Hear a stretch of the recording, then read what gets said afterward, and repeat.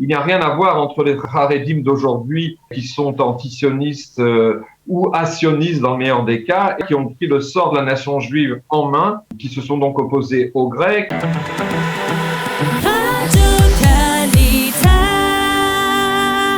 Et on va faire un tour de l'actualité politique israélienne avec Richard Darmon, comme chaque lundi. Richard, bonjour. Bonjour et shalom. Alors on va commencer par les partis religieux aujourd'hui, les partis religieux orthodoxes, qui se prennent, à tort ou à raison, vous allez nous le dire, pour les maccabim des temps modernes, en voulant préserver le caractère juif de l'État d'Israël.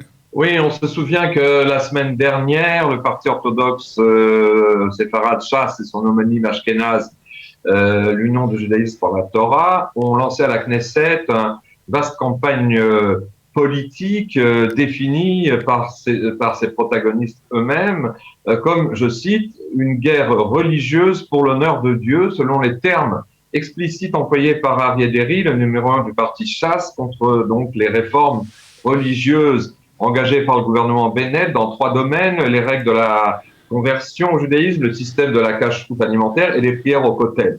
Alors, ce même Deri, accusant Bennett de vouloir séparer l'État et la religion, a déclaré en substance, avec quelques mots assez surprenants, et en tant qu'ancien, c'est donc Deri qui parle, en tant qu'ancien membre du cabinet de sécurité, je peux vous dire que la menace nucléaire iranienne et le programme nucléaire iranien, qui sont évidemment assez prégnants en ce moment, sont moins dangereux pour le peuple juif que ce gouvernement tente d'imposer au peuple juif.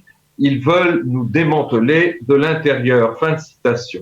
Toute cette campagne, en fait, on se rappelle qu'elle a été lancée la semaine dernière, et elle prévoit, donc ces 2 partis ont prévu un grand rassemblement dans les jours qui viennent, national, un meeting de rabbinim, un séminaire avec des sages et des rabbins, et puis sous le slogan en fait commun, l'État juif est en danger, comme vous le disiez, Olivier.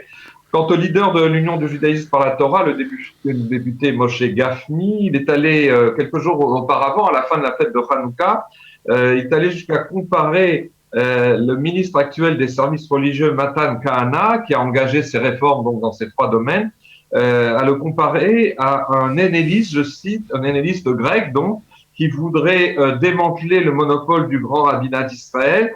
Il a même, dans un excès de zèle linguistique, il l'a même qualifié d'Antiochus des temps modernes, ce fameux roi qui voulait helléniser Israël par la force et auquel se sont opposés les Maccabées. Des termes très durs, en fait.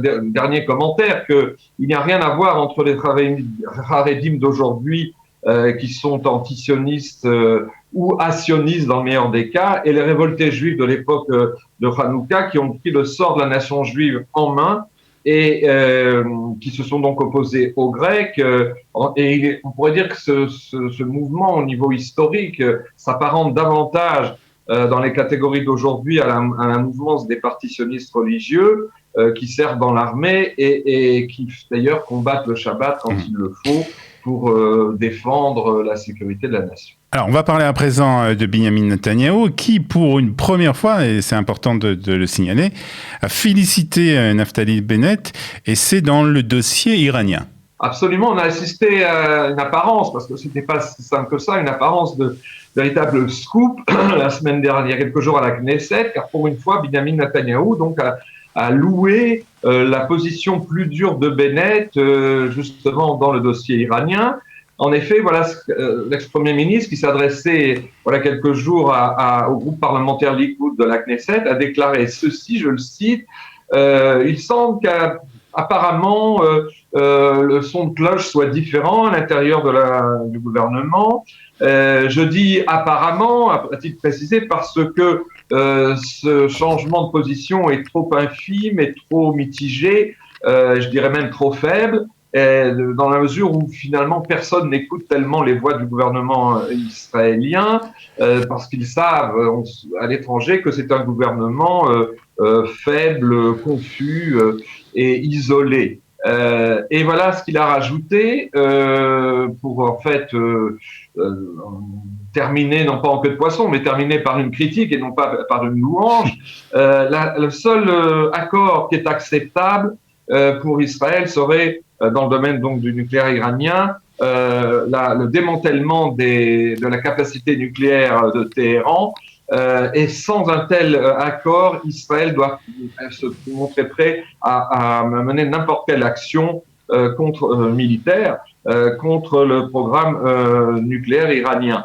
Et il a, en conclusion, si vous voulez, il a mis en exergue son leitmotiv, c'est ce qu'il appelle la faiblesse du gouvernement, en l'imputant aussi dans le manque de riposte aux violences dans le secteur arabe et aussi dans les agressions palestiniennes.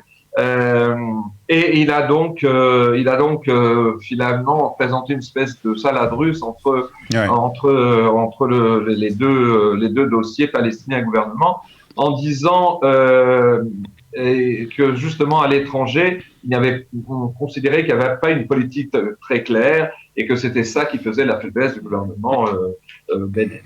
Très bien. On va terminer ce tour d'horizon par le président de l'État, Bouguy Herzog, qui a lancé une campagne très intéressante contre les incitations à la violence sur les réseaux sociaux. Oui, le président de l'État, Bougie, comme on l'appelle, Yitzhak Herzog, a lancé une campagne contre la violence verbale et psychologique aussi sur les réseaux sociaux, assumant en cela parfaitement l'un de ses rôles et de ses fonctions présidentielles qui consiste à définir certaines règles morales et éthiques dans le fonctionnement de la vie publique. Le président Herzog a lancé donc voilà quelques jours cette campagne en commun avec l'association Meta qui en fait gère le Facebook, le nouveau Facebook en Israël. Et il a publié, enfin pour ce faire, dans la presse nationale, il a publié une tribune, un article, aussi bien donc dans la presse en hébreu que dans le Jerusalem Post, notamment en anglais, donc où il écrit notamment, je cite, parce que c'est quand même assez intéressant de voir le président faire ce constat et proposer aussi des solutions. Il a dit ceci: comment notre discours commun est devenu si violent, si extrême et si peu retenu. Comment aussi se pose-t-il la question, les médias sociaux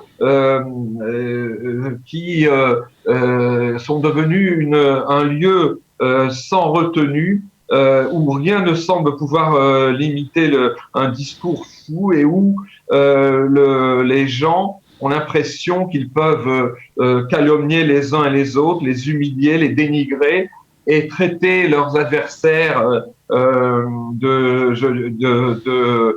d'ennemis jurés, avec, si vous voulez, donc cette remarque aussi en second qui est quand même intéressante, je le cite. Donc, il est difficile de nier, ajoute Herzog, que les réseaux sociaux ont apporté de très bonnes choses dans le monde en permettant la pluralité d'opinion et le droit d'expression, en démultipliant le droit d'expression.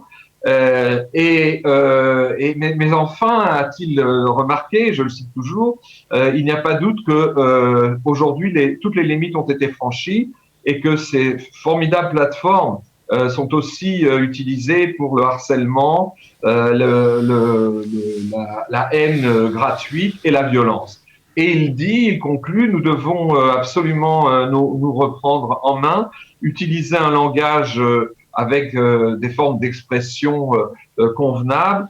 Et l'Internet, conclut-il, ne doit pas être un lieu donc de haine gratuite où nous nous dénigrons les uns les autres. Alors, ce qui est intéressant, c'est que il propose donc ceci, je dois vous dire, c'est presque pour terminer, c'est quand même intéressant.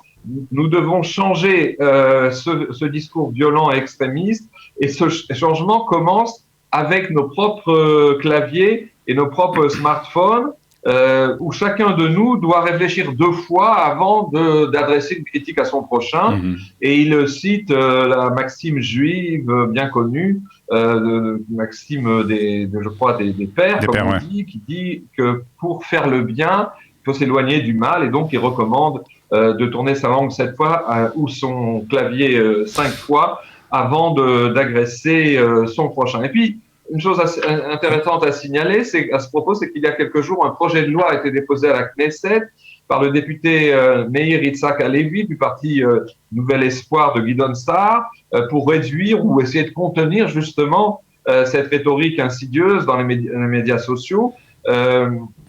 Et qu'est-ce que propose, très rapidement, Richard, justement ce texte de loi? Il autoriserait les tribunaux israéliens à faire immédiatement suspendre et supprimer les messages justement de ce genre qui dépassent les limites et qui incitent à la violence ou qui porteraient atteinte à la santé morale et psychologique des citoyens. D'ailleurs, chose intéressante dans ce projet de loi, les citoyens pourraient saisir à titre individuel et pas collectif les tribunaux contre ces débordements dangereux qu'ils remarqueraient sur le net. À noter, pour finir, on va terminer ici. Lors de ce débat, Netanyahou et le Likoud se sont opposés à ce projet de loi qui, selon eux, je cite, met en danger la démocratie. Fin de citation. Très bien. En tout cas, merci pour toutes ces explications concernant donc l'actualité politique israélienne. Merci Richard Darmon et à la semaine prochaine. Bonne journée, à la semaine prochaine.